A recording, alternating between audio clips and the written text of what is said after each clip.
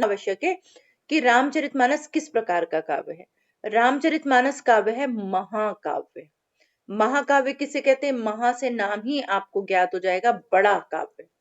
मैंने जायसी पढ़ाते वक्त भी आपको बताया था कि महाकाव्य से तात्पर्य होता है जिसमें किसी व्यक्ति के जीवन प्रारंभ से लेकर उसके अंत तक का, मानी एक संपूर्ण कथा का एक समुचित तरीके से समेकित तरीके से उसका वहां पर वर्णन किया जाता है। बहुत सारी कथाओं को, एक मुख्य कथा तो साथ में होती है, बहुत सारी गौण कथाएं भी होती हैं, और उन कथाओं के माध्यम से नायक और नायिका जो उसके मुख्य प्रमुख पात्र हैं, उन पात्रों के जीवन के छोटे बड़े सभी प्रसंगों को वहां पर उल्लेखित किया जाता है। अब कहानी, खंडकाव्य, महाकाव्य, अगर आप इसे समझे तो कहानी किसी व्यक्ति के जीवन का एक छोटा सा पार्ट होती है। लेकिन अगर हम महाकाव्य की, जैसे उपन्यास, कहानी के साथ साथ हम उपन्यास की बात करें तो उपन्यास में बहुत कुछ होता है। उपन्यास एक विस्तृत रूप होता है किसी व्यक्ति के जीवन का। तो उसी प्रकार काव्य में खंड काव्य होता है जो कहानी के समान, मान लीजिए जीवन की किसी एक घटना का वर्णन होता है। लेकिन महाकाव्य के अंदर जीवन की संपूर्ण घटनाओं को, लगभग संपूर्ण घटनाओं को वहां पर घटित होते हुए दिखाया जाता है। बहुत सारी विशेषताएं मैंने उस दिन महाकाव्य की आप लोगों को बताई थी। अभी बस यहाँ मैं तुलसी के बारे में इतना बता दूं कि तुलसी ने श्रृंगार पक्ष को प्रमुख रूप से अपने काव्य में स्थान दिया है, क्योंकि वो राम और सीता का उन्होंने बहुत सुंदर, उन्हीं को नायक और नायिका मान करके उनके चरित्र का पूरी तरीके से वर्णन किया है। तुलसी को बहुत सारी भाषाओं का ज्ञान था, इसलिए बहुत सारे प्रकार के शब्दों के उन्होंने अपने काव्य में प्रयोग किया है। शैली उनकी वर्णनात्मक है और कई प्रकार की चीजें हैं जो मैं पढ़ाते पढ़ाते वक्त आपको बताऊंगी। अभी हम तुलसी को शुरू कर लेते हैं, तुलसी की काव्य को। हाँ, पहला आपके में लगा हुआ है विनय पत्रिका। विनय से ही आपको समझना चाहिए कि हम विनय किसके प्रति प्रदर्शित करते हैं। विनय हम प्रदर्शित करते हैं अपने आराध्य के प्रति, अपने बड़े के प्रति। हम विनय माने विनम्र होकर के प्रार्थना करते हैं। हम अपने माँ बाप पर आदेश नहीं चलाते, हम अपने गुरु पे आदेश नहीं चलाते, हम रिक्वेस्ट करते हैं, हम निवेदन करते हैं, हम प्रार्थना करते हैं। तो उसी प्रकार की पत्रिका माने पत्र, एक विनम्रता भरा पत्र तुलसीदास ने किसके साथ, किसके लिए लिखा? अपने आराध्य राम के लिए लिखा। अब जब हम अपने बड़े से कोई प्रार्थना करते हैं, हम बड़े के साथ में कुछ विनम्रता पूर्वक कुछ संदेश दे रहे हैं, तो हम कुछ ना कुछ अपनी बात उनके साथ में साझा करना चाहते हैं। तो वही चीज यहाँ पर उन्होंने प्रस्तुत की है। तो यहाँ अपनी दीनता को, अपनी नगण्यता को, अपने छोटेपन को यहाँ प्रदर्शित किया उन्होंने। आप राम बहुत बड़े हैं, आप सर्वज्ञ हैं, आप ईश्वर के अवतार हैं, और मैं क्या हूं? मैं तो एक सूक्ष्म था, एक बुराइयों में गिरा हुआ व्यक्ति हूं, एक बुराइयों में गिरा हुआ इंसान। तो कहते हैं ऐसी मूढ़ता या मन की, पर हरि राम भगति सुर सरिता, आस करत ओस मन। अब क्या कहती कि ऐसी मूढ़ता, मूढ़ता माने मूर्खता, हमारा मन क्या है? बहुत मूर्ख है, बहुत बेवकूफ है। और बेवकूफ किस लिए? क्योंकि हम जानते हैं कि अच्छी चीज क्या है। हम ये जानते हैं कि घर का खाना बहुत अच्छा है, घर का खाना खाएंगे तो हमारा स्वास्थ्य उत्तम रहेगा, लेकिन फिर भी हम रेस्टोरेंट के खाने को, होटल के खाने को, ढाबे के खाने को पसंद करते हैं। क्यों पसंद करते हैं? क्योंकि ये जिह्वा जो है, ये जो हमारी इंद्रियां हैं, है ना, वो कर्मेंद्रियां हमारी जो है, वो उन स्वाद का आनंद लेना चाहती हैं। तो उसी प्रकार हमारा मन जानता है कि हमें क्या करना है, हमें ईश्वर की आराधना में अपने मन को लगाना चाहिए, क्योंकि वो ही हमारे इस जीवन को पार लगाएंगे। लेकिन फिर भी हम क्या करते हैं? हम अपनी इन भोग विलास की वस्तुओं में अपने मन को लगाते हैं। हमें अपनी ये चीजें कि हम ये ले आए, वो खा लें, यहाँ चले जाएं, इन सब चीजों में हमारा मन अधिक आकर्षित होता है, क्योंकि हम एक सामान्य इंसान है। तो यहाँ उसी चीज का निवेदन कर रहे हैं कि ऐसी मूढ़ता या मन की, कि मन क्या कर रहा है? मूर्खता कर रहा है, बेवकूफी कर रहा है। कैसे बेवकूफी कर रहा है?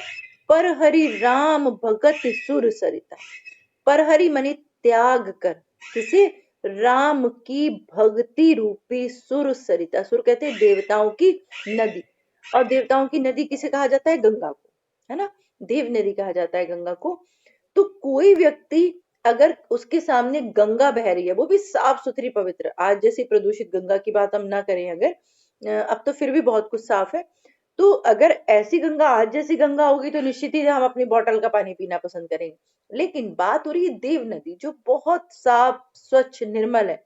तो यदि कोई व्यक्ति गंगा के किनारे बैठ करके खारा पानी या ओस का पानी पीने की चाहत रखे, रात भर लोटा रख दे, गिलास रख दे, जो उसमें ओस की बूंदें गिरी हैं उनका जो पानी बन गया, जो निरर्थक है, जिसका कोई मूल्य नहीं, जिसके अंदर कुछ भी नहीं, कोई भी ऐसा तत्व नहीं है जो आपके शरीर को लाभ पहुंचाए।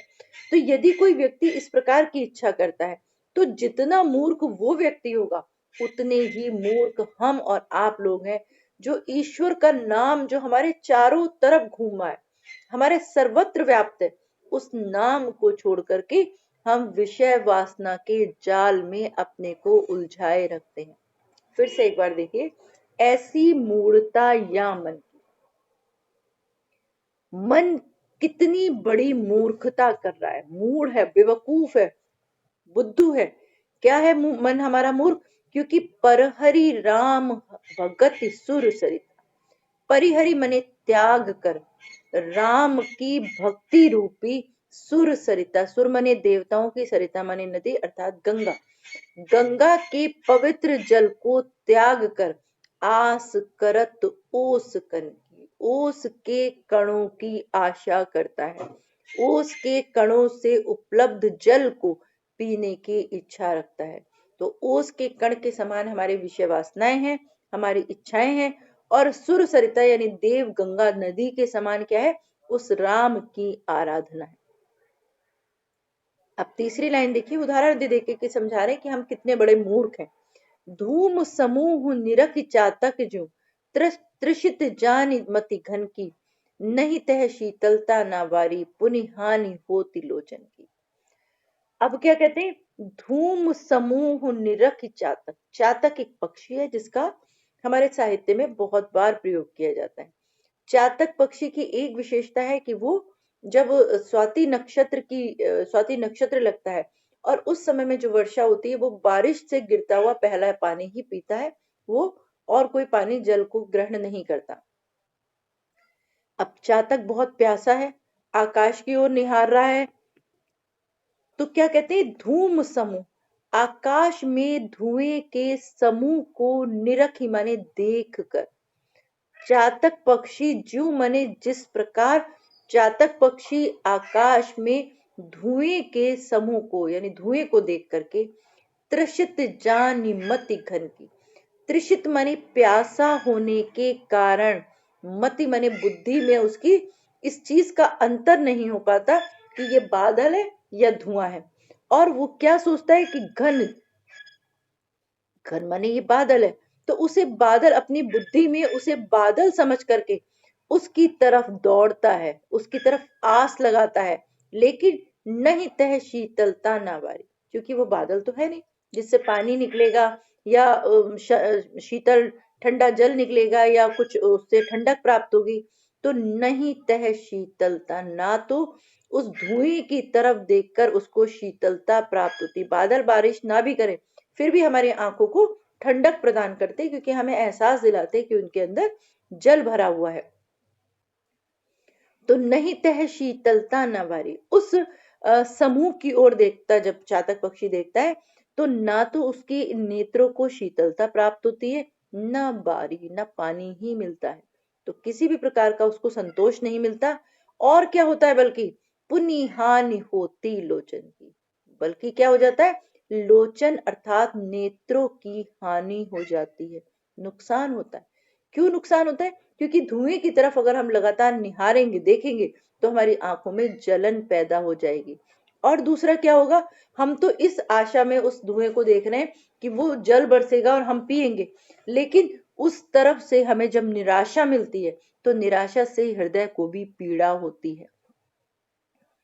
तो यहाँ यही कहते हैं कि धूम समूह निरख चातक जो, ज्यों मने जिस प्रकार चातक पक्षी धूम मने धुएं के समूह को निरख मने निहार करके देख करके तृषित जानी प्यासा, तृषित माने प्यासा होने के कारण, मति मने अपनी बुद्धि में उन्हें घन मने बादल जानी मने जानता है, बादल जान करके उनको लगातार देखता रहता है। लेकिन प्राप्त क्या होता है? नहीं तह शीतलता, ना तो शीतलता मिलती है नेत्रों को, न वारी न बारी माने पानी मिलता है, पुनः माने बल्कि क्या होता है? हानि होती लोचन की, नेत्रों को हानि माने नुकसान होता है, नेत्रों में जलन हो जाती है, नेत्रों में पीड़ा होती है, और जो कुछ वो चाहता है वो नहीं मिलता। इससे क्या तात्पर्य? कि हम ये जानते हैं कि जितनी भी ये विषय वासनाएं हमको दिखाई दे रही, जितने भी संसार में छोटे छोटे बिखरे हुए हमें सुख दिखाई दे रहे हैं, उन सुखों को अगर हम एक टक अपनी बुद्धि में ये मान करके निहारते रहे या उनका आनंद लेते रहे कि ये सुख ही हमारे लिए सर्वस्व है, तो ना हमें शीतलता मिलेगी हमारे मन को, और ना ही हमारा उद्धार हो पाएगा। क्यों नहीं हो पाएगा? क्योंकि वो असत्य है, वो क्षण भर में समाप्त हो जाने वाली चीजें हैं। बहुत सारे बच्चे प्लान कर रहे होंगे, बहुत दिनों से घर में बैठे हैं, न्यू ईयर आ रहा है, पार्टी करेंगे, लेकिन पार्टी करते वक्त ये ध्यान रखेंगे कि एक नया जो कोरोना वायरस आ गया है, आप कोई भी उसकी चपेट में ना आ जाए, क्योंकि वो दिल्ली और इधर आसपास के इलाकों में उसके कई केस मिलने शुरू हो गए। तो हमें इन भौतिक विषय वासनाओं से सुख तो जरूर लेना चाहिए, लेकिन उन सुखों को सर्वस्व मानकर, उन्हीं सुखों को सत्य मानकर कि यही सत्य है, वो सत्य नहीं है, वो पल भर के क्षणिक सुख देने वाली चीजें हैं। तो ऐसा मेरा कहना नहीं है, ना तुलसीदास का ये कहना है कि सब कुछ त्याग दो, सन्यासी बन जाओ। वो कहते हैं हर चीज का आनंद लो, लेकिन आपको ये पता होना चाहिए कि आपको असली आनंद कहाँ मिलेगा, असली सुख आपके जीवन का कहाँ है। ये क्षणिक सुख है, इनका सुख लेते रहिए, लेकिन अपने अंतिम सुख की तरफ आपका ध्यान भटक न जाए। फिर उदाहरण देकर के समझाते हैं, क्या कहते हैं? कि ज्यों कच काच विलोक की सेन जड़ छा आपने तन की, टूटत टूटत अति आतुर आहार बस क्षति विसारी आनंद की। अब क्या कहते हैं?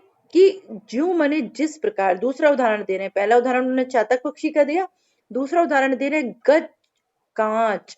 गज मने वो जो एक कांच का टुकड़ा है, उस टुकड़े में अपनी छवि को निहार करके, खुद को देख करके, बाज पक्षी जो है, या अनेक प्रकार के इस प्रकार के जो पक्षी हैं, जो उस कांच के टुकड़े में खुद को देख करके क्या करते हैं? टूटत अति आतुर आहार बस, आहार माने उसका शिकार करने के लिए उसके ऊपर टूट पड़ते हैं। आसपास के शीशे में अगर हमारी छवि दिखाई दे रही है, तो हम ये जानते हैं कि हमारा ही चित्र है, हम उस पर टूट नहीं पड़ेंगे, हम उसको उसको नष्ट करने के लिए हम प्रयास नहीं करेंगे कि डंडा लेके इसको मारो, क्योंकि हम जानते हैं कि वो असत्य है, वो जो छाया दिखाई दे रही है वो हमारी स्वयं की छाया है। तो टूटत अति आतुर आहार बस, उसको शिकार करने की कारण से, या उसको शिकार करने का बन बना करके अति आतुर, अत्यंत आतुरता के साथ, तेजी के साथ, चतुराई के साथ वो उसके ऊपर टूट पड़ता है। लेकिन क्या होता है? क्षति विसारी आनंद की। क्षति माने हानि होना। किस चीज की हानि होती है? आनंद माने मुख को ही वो नुकसान पहुंचाता है।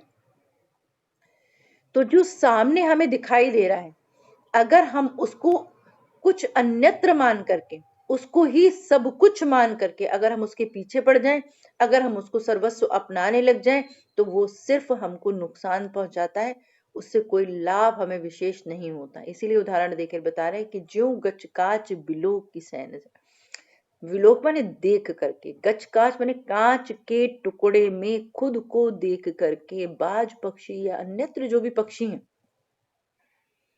छाह आपने तन की, अपने ही शरीर की छाया उस शीशे के टुकड़े में देख करके अत्यंत आतुरता के साथ उस पर प्रहार करने के लिए टूट पड़ते हैं। पर क्या होता है? क्षति बिसारी आनंद की। नुकसान किसका होता है? क्षति किसकी होती है? अपने ही मुख की क्षति होती है, नुकसान पहुंचता है। तो जितनी भी ये भोग विलास की सामग्री जो हमारे चारों तरफ बिखरी हुई है, हमें टूट करके इसी को सब कुछ नहीं मान लेना चाहिए। हमें हर चीज का प्रयोग करना है, लेकिन उसके साथ में अपने मन को एकदम जोड़ करके, उसको सर्वस्व मान करके हमें नहीं करना। अब चूंकि विनय पत्रिका है, तो विनय माने विनम्रता में, ये तो ना उन्होंने उदाहरण देकर के बता दिया कि हम इतने मूर्ख हैं। लेकिन तुलसीदास अपने बारे में क्या कहते हैं? कह लो कहो कुचाल कृपा नदी, जानत हो गति जन की। कह लो, कहां तक कहूं मैं तो, हम तो अपनी तारीफ करते हैं, अरे मैं क्या बताऊं, मैंने तो ये करा हो, मैं तो ये भी कर दिया, और मैं मुझे ये आता है, मुझे वो जाता है, मैं ये काम कर सकता हूँ, तारीफ करते हैं। लेकिन क्या हम अपनी बुराइयां बताते हो? मैं तो झूठ भी बोलता हूँ, मुझे ये भी काम नहीं आता, मैं दूसरों का आदर भी नहीं करता, अपने माँ बाप के साथ में बहुत तेज से वो नहीं करते हैं।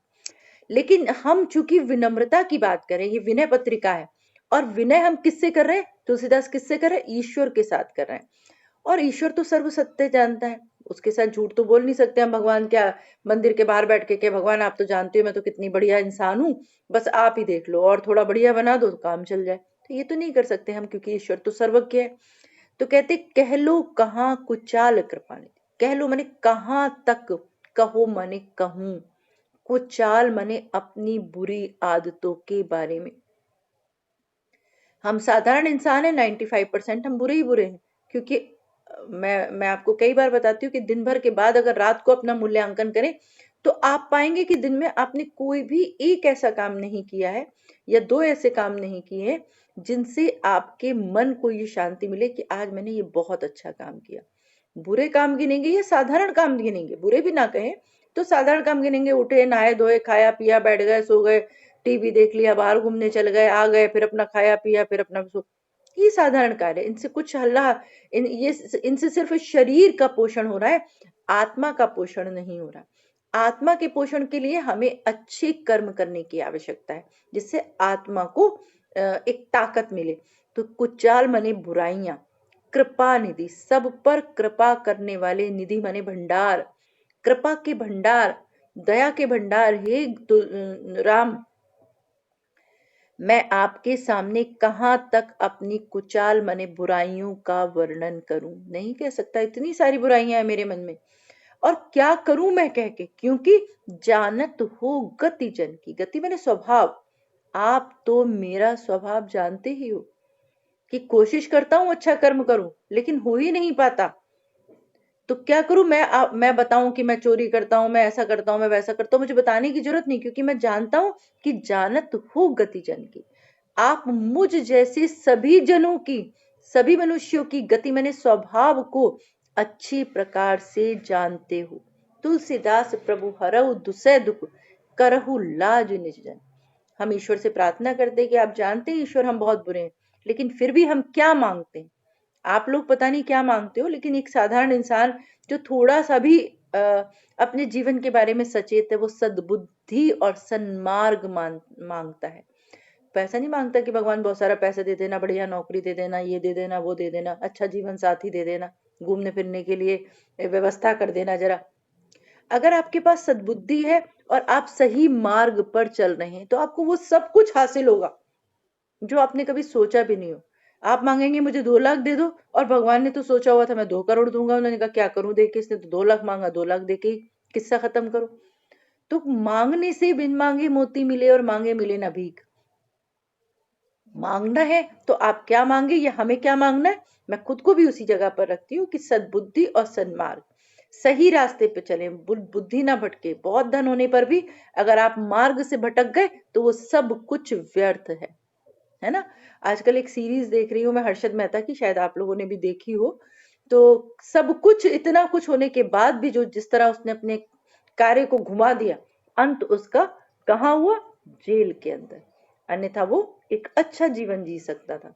तो चीजें क्या है, सब कुछ हमारे सामने बिखरी हुई है, सिर्फ हमको उन चीजों की समझने की